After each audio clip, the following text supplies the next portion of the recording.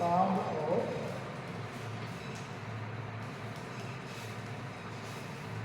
कांस्य लोह।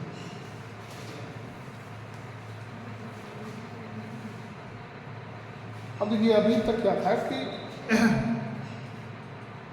नौपाषाण काल तक अभी किसी भी धातु से परिचित लोग नहीं थे, ना तो लोहे से। अभी हमने आपको पढ़ा कि उस समय जो पहिए का आविष्कार किया गया वो लकड़ी का किया गया। इसका मतलब किसी भी लोहे के या किसी भी धातु से लोग परिचित नहीं थे। इसके बाद हमने बताया आपको कि धीरे धीरे ये लोग जब सभ्यता के आगे बढ़ते हैं, अब इनका जो हमने क्या बताया था आपको, जब व्यक्ति का पेट भर जाता है तो व्यक्ति आगे सोचने के लिए मजबूर हो जाता है। व्यक्ति पेट भरने लगा, व्यक्ति पशुपालक हो गया, घर हो गया, परिवार हो गया। अब व्यक्ति अपनी उन्नति के लिए और चीज़ों को देखने लगा। उन चीज़ों में सबसे पहले ये होता है कि जब हमारे यहाँ जब तक कोई धातु नहीं है, जैसे मकान हम लोग बना रहे हैं कच्चा मकान, हम लोग कच्चा मकान बनाते हैं तो कितने दिन का रहता है, बहुत लगता है 10 साल 15 साल 20 साल, ठीक। उसके बाद उसका बिगड़ना लगभग टाइम है, नहीं गिरेगा तो हम गिराएंगे। लेकिन जब हम लोग मकान मिट्टी के घर के अलावा ईंट का बनाते हैं, सीमेंट का बनाते हैं, तो मकान कितने दिन तक चलता है, एक एक दो दो पीढ़ी तक चलता है, दो दो तीन तीन पीढ़ियों तक रहता है। तो उस मनुष्य को ये लगा कि अब आखिर हम लोग कब तक ये चलते रहेंगे, तो धीरे धीरे व्यक्ति धातुओं की तरफ बढ़ा। उन धातुओं में सबसे पहले आता है ताम्र और कांस्य। तो हम लोग देखेंगे कि ताम्र युग में था क्या था और कांस्य युग क्या था। हेडिंग डालिए, ताम्र और कांस्य युग।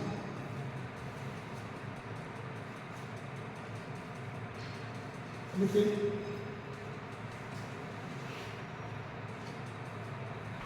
मानव को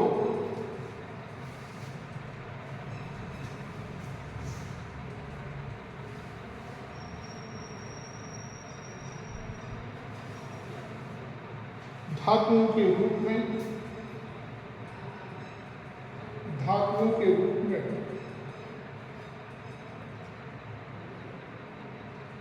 एक ऐसी सामग्री मिली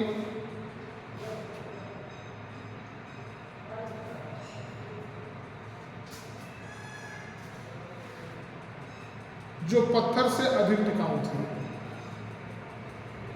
जो पत्थर से अधिक टिकाऊ थी।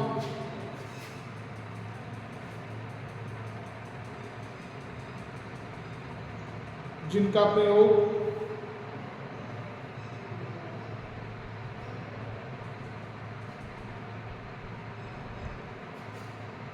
विभिन्न प्रकार के हथियारों और औजारों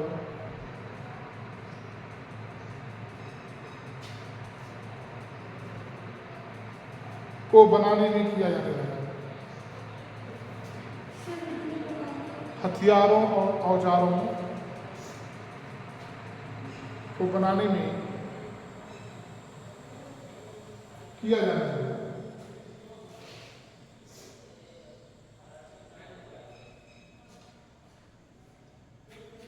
जब मानव की दृष्टि तांबा पर पड़ी तो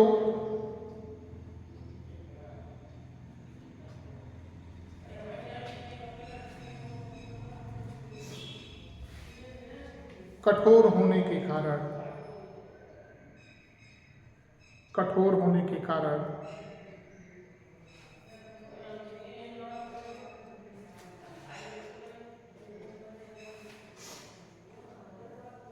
मानव की पसंदीदा धातु बन गई। मानव की पसंदीदा धातु बन गई।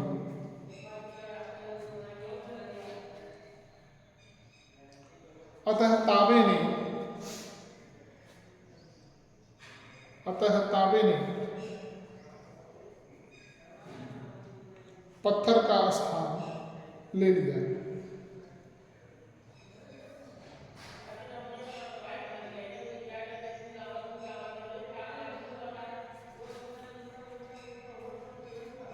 चूंकि इस समय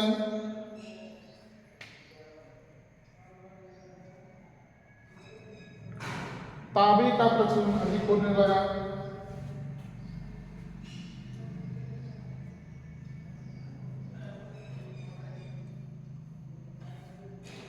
इसलिए इस युग को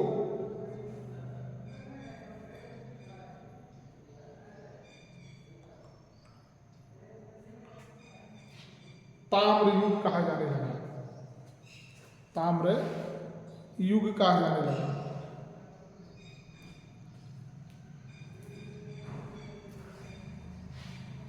पैराग्राफ चेंज करिए।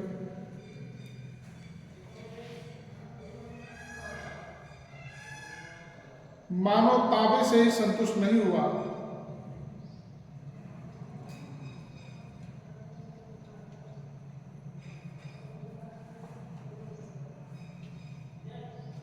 बल्कि उसने जल्दी ही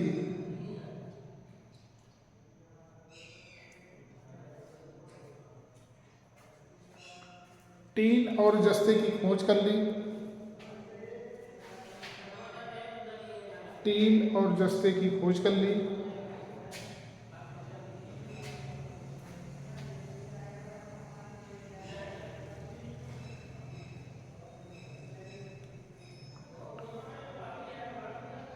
इन दोनों के मिश्रण से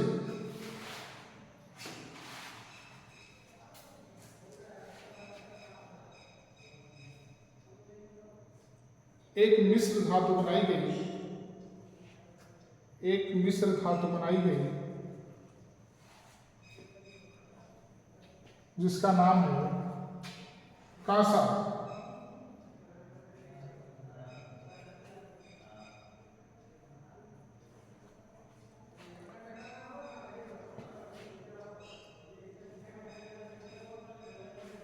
कांसा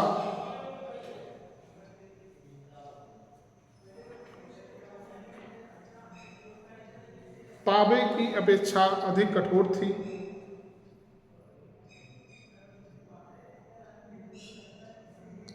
तांबे की अपेक्षा अधिक कठोर थी।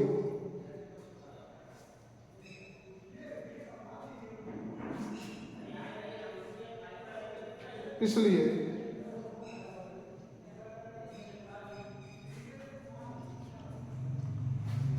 इसका प्रयोग अधिक होने लगा।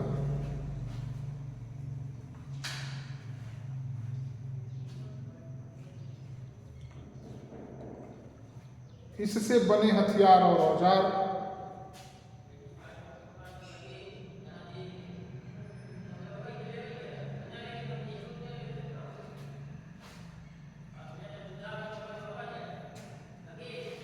अत्यंत मजबूत और टिकाऊ थे।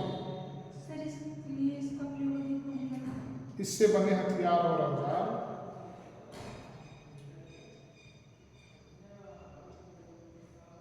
अधिक मजबूत और टिकाऊ थे।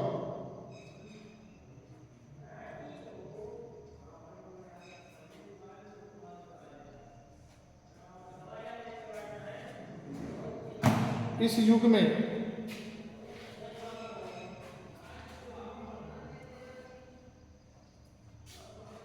कांसे का प्रयोग अधिक होने लगा। इसलिए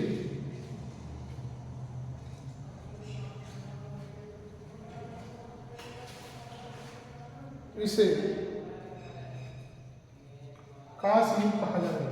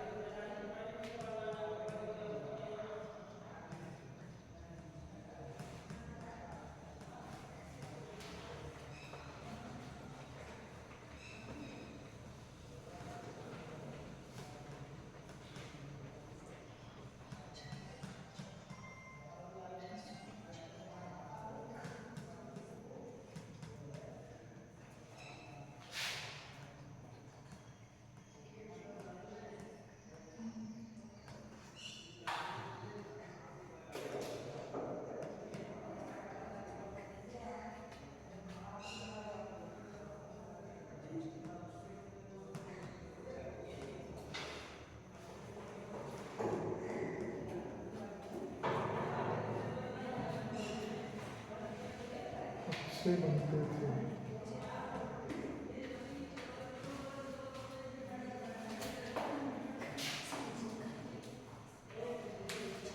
जो ये कांसा होता है, कांसा किससे मिलकर बनता है? ये बहुत पूछता है। टीन और हाँ,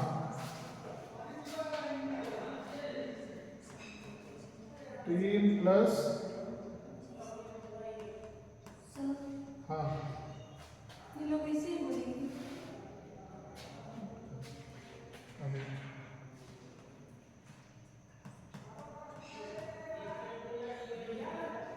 ठीक। अब चूंकि देखिए अभी हमने आपको बताया कि जो तांबा था, इसके पहले अभी तक मनुष्य किसी धातु से परिचित नहीं था।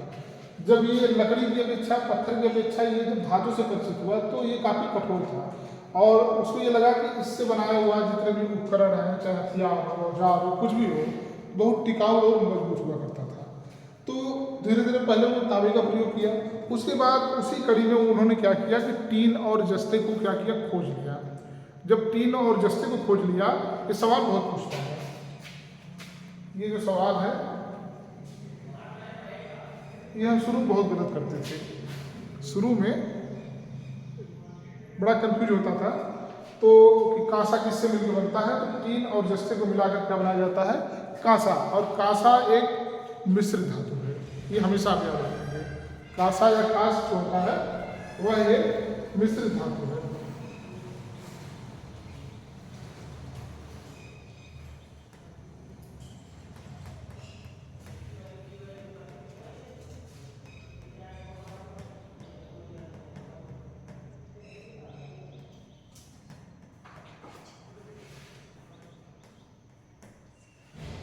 तो इस युग में ये दो चीज़ें फिर आती हैं और इन दोनों चीज़ों से फिर मानव सभ्यता का विकास आगे की तरफ बढ़ता है। अगले हेडिंग डालिएगा आप लोग, इसको लिख लीजिए।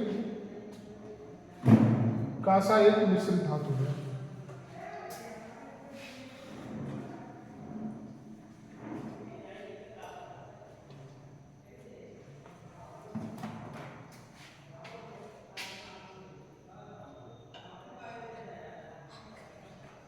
हेडिंग डालिए, कांस युग की विशेषताएं।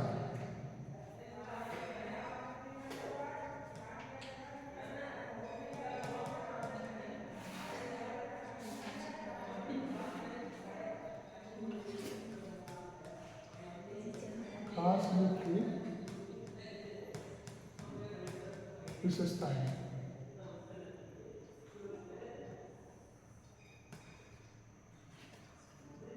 कृषि में सुधार, नंबर हेडिंग डालिए।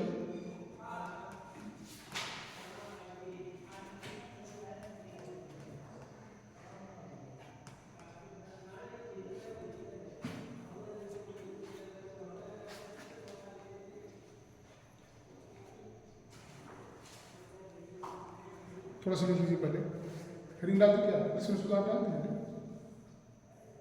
हेडिंग काट दो वाली, थोड़ा सा भूमिका लिख लो, लिखिए।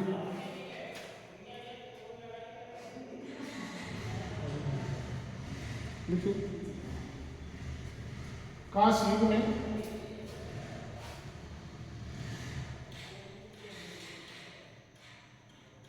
विश्व के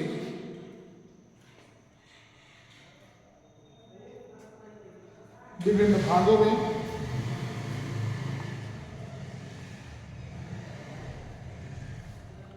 अनेक सभ्यताओं का विकास हुआ। अनेक सभ्यताओं का विकास हुआ।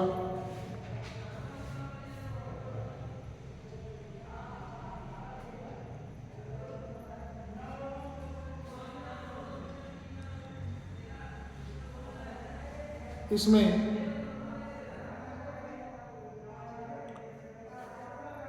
सिंधु घाटी की सभ्यता, सिंधु घाटी की सभ्यता,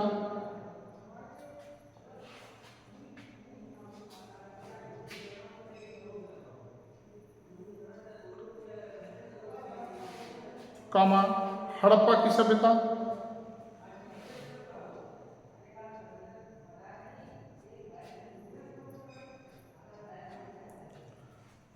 मिस्र की सभ्यता, मिस्र की सभ्यता,